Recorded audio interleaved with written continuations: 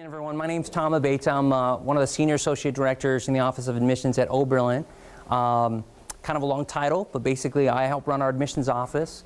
I've been there, this is my 16th year, and so we are kind of a highly selective admissions office, meaning that we get far more well-qualified students than we have spaces for.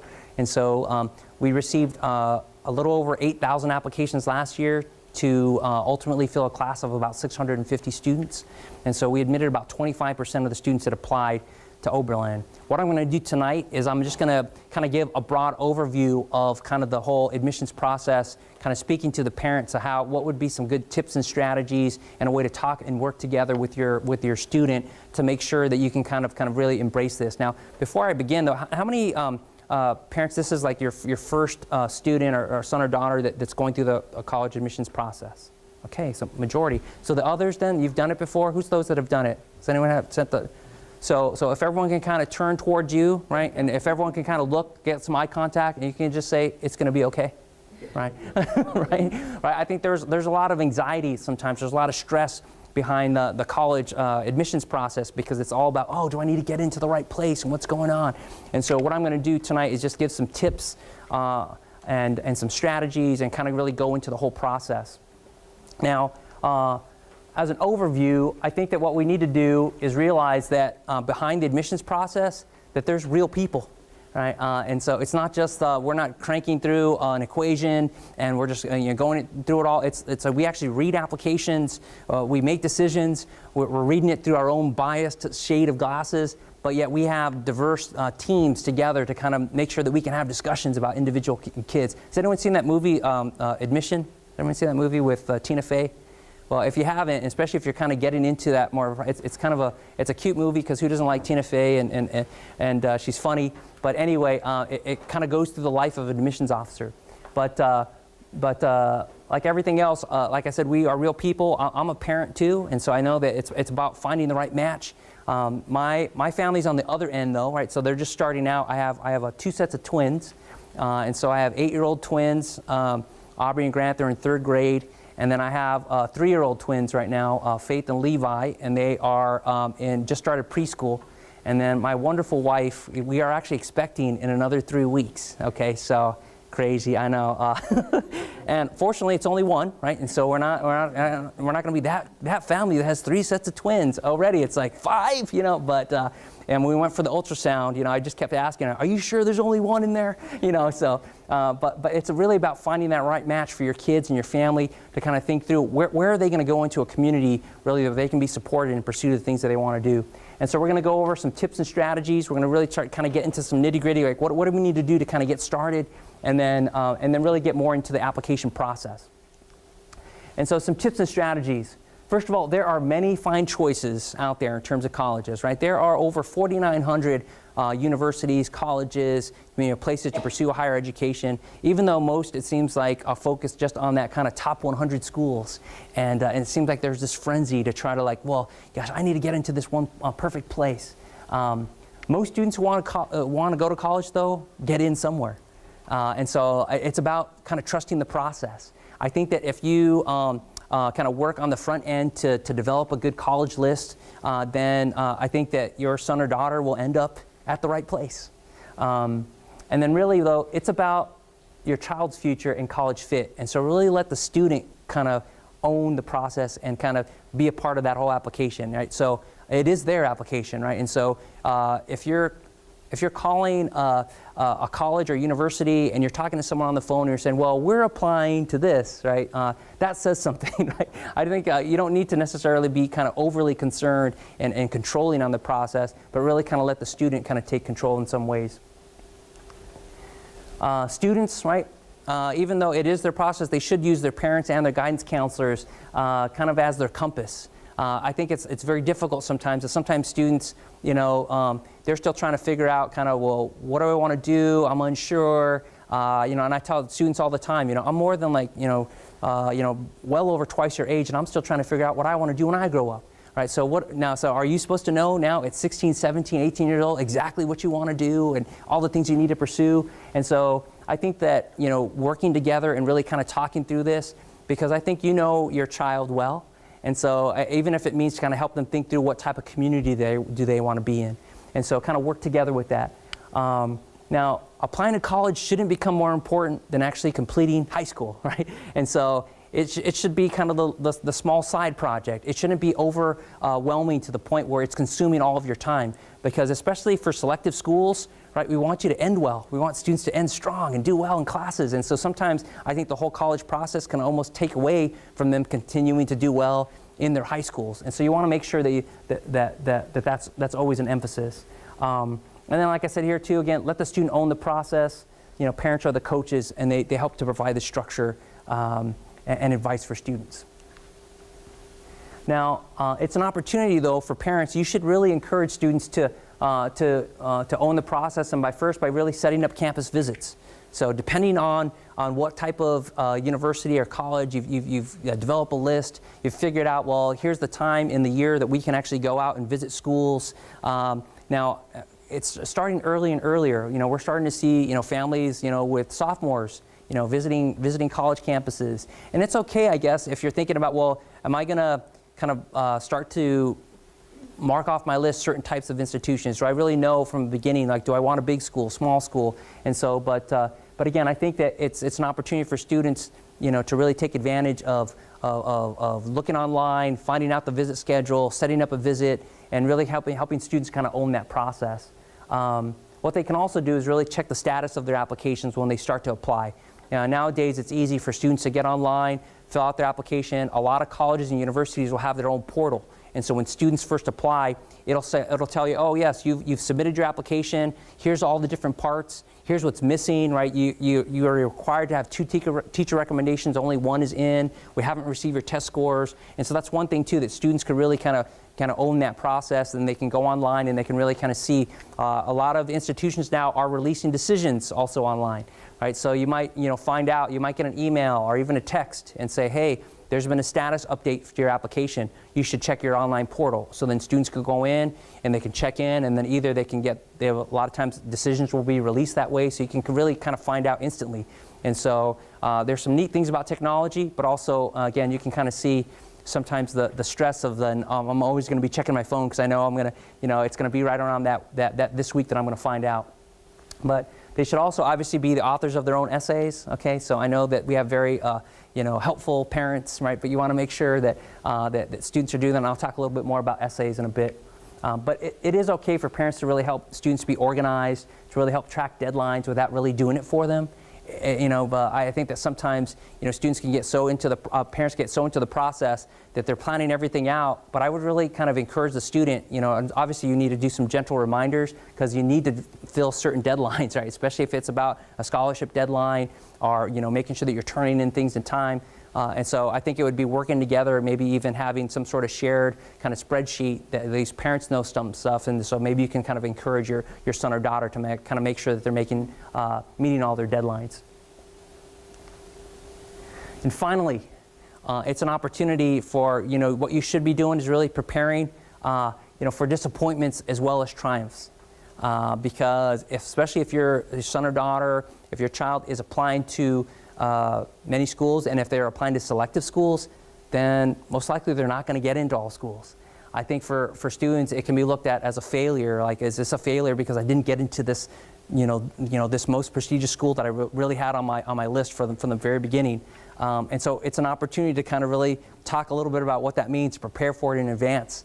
I had a parent call one time and said, well, you know, I know that I was checking the mail and I found out that my son didn't get in, but this was their dream school, and I don't want them to be disappointed, and I'm unsure, so can you call and tell my son that they didn't get into the school? You know, and so I'm like, what?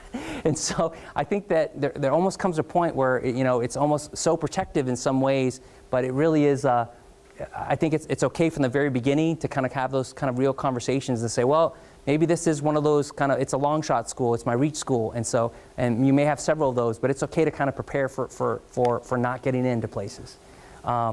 But this is also a time to celebrate, because this is a milestone in your child's life. You know, when you think about, I'm going to come together in about 20 to 30 pages in an application, and that's going to kind of represent, all my accomplishments, and then that's going to allow me access to, into many different places. And so it is a time to celebrate.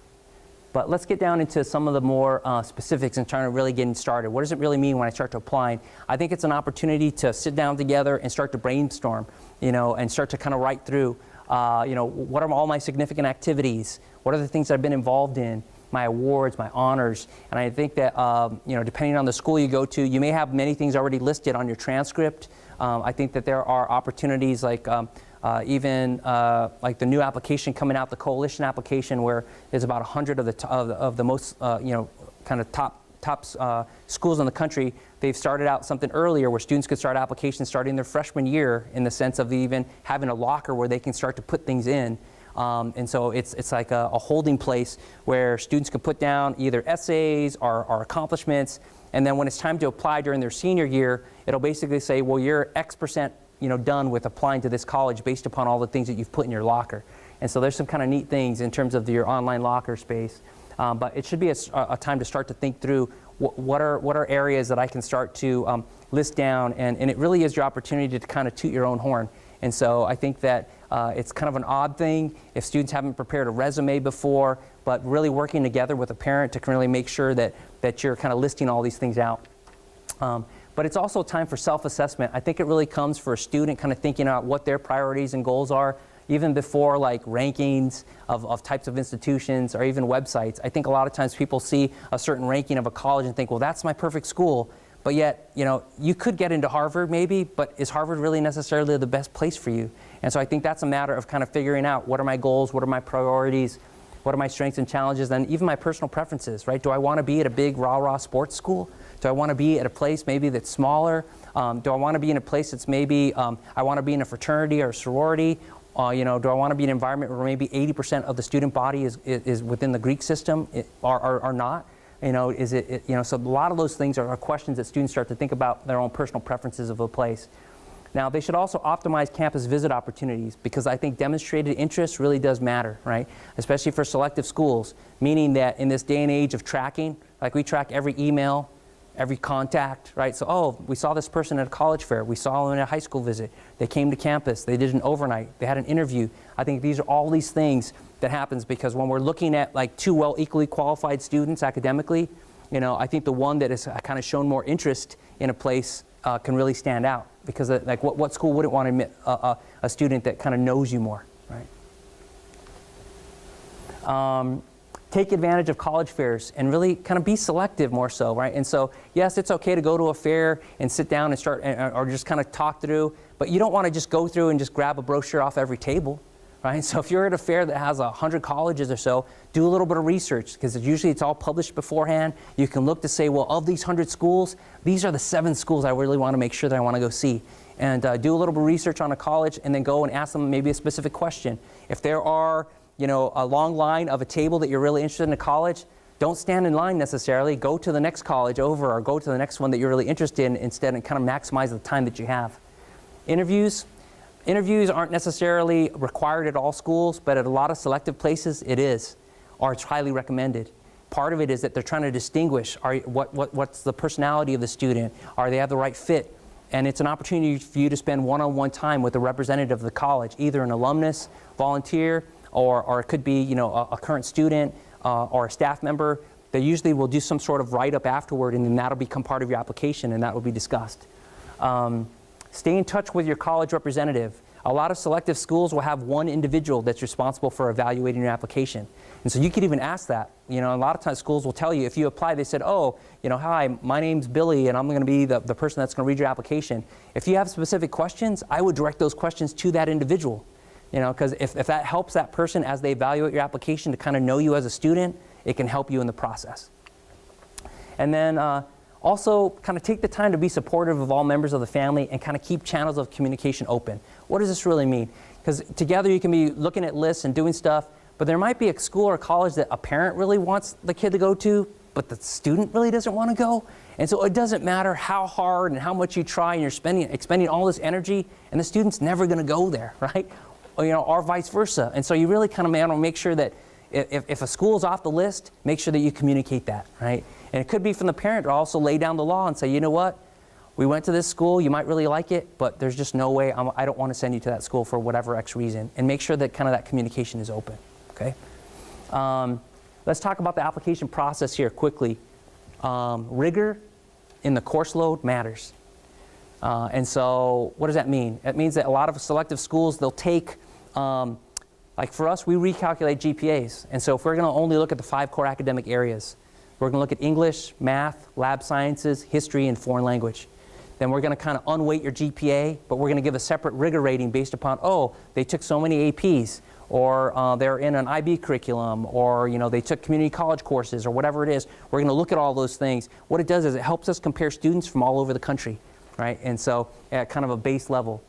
Grades trump test scores.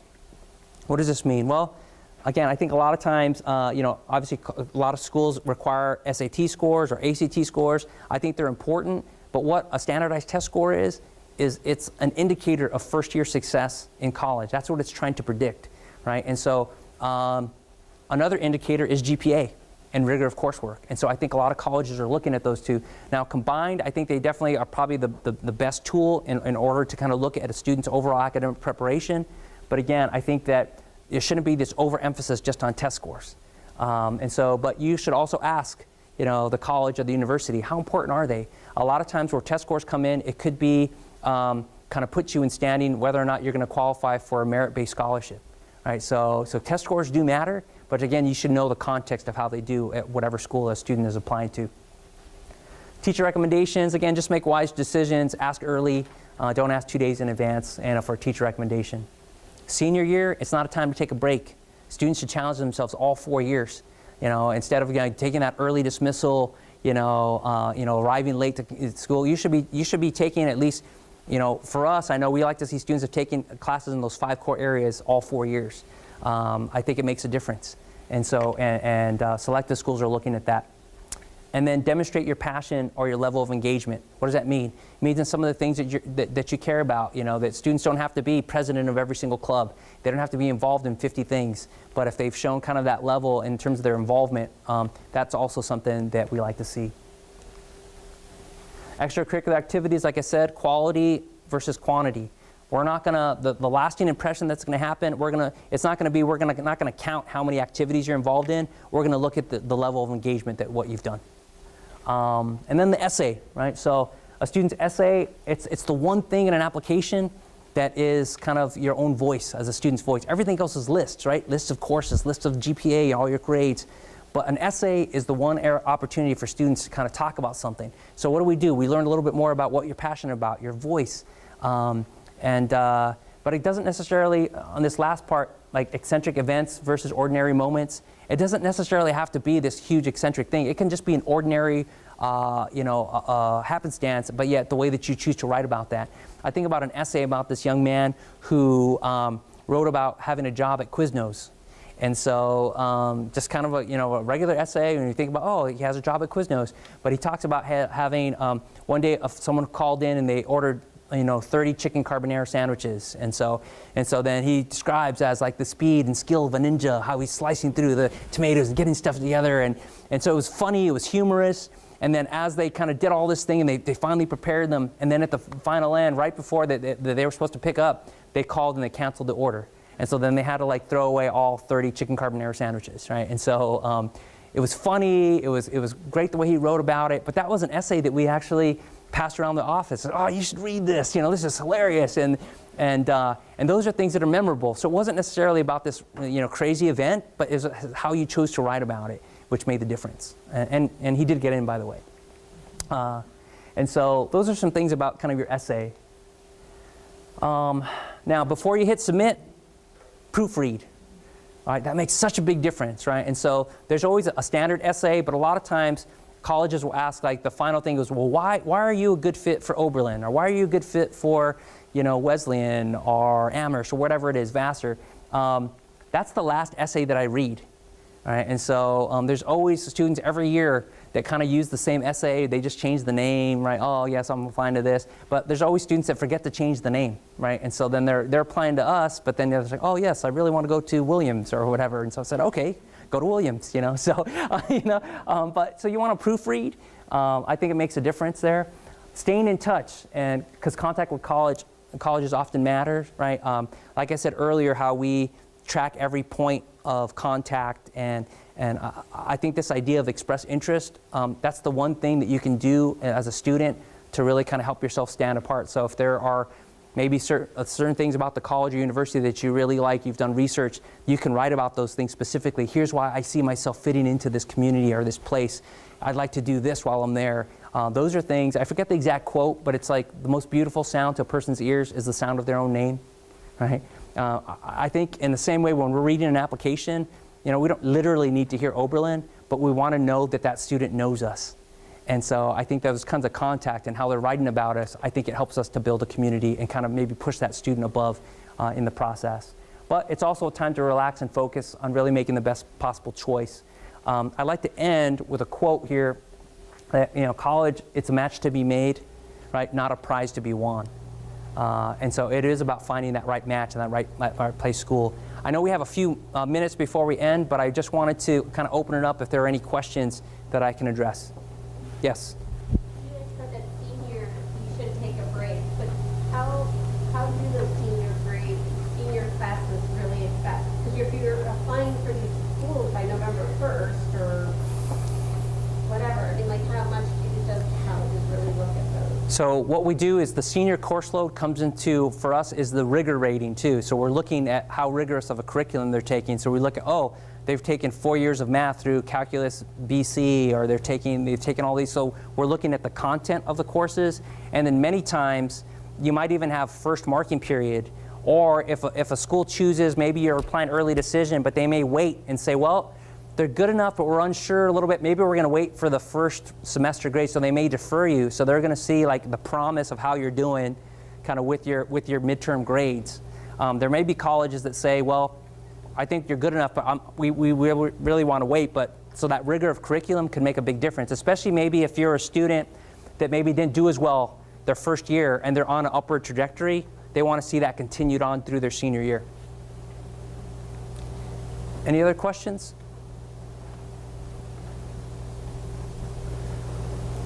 Great. Well, here's the thing: is I said earlier that we're real people behind the process. Don't be afraid to actually just pick up the phone and call a college or a university. Like I said, there's real people behind the process. You can actually just call and ask a question. Any good admissions officer should help your son or daughter get to where they should be, even if it means not their institution, right? Because it really is about kind of getting them to where students need to be. And so I just wanted to end with that, and I just want to say thank you for allowing kind of this time for us to kind of talk and have a dialogue here. So I wish you guys the best. Obviously, if you would want any more information, I have my cards available too. I'd be happy to answer any questions later if you have further questions. But thank you guys. Thank you.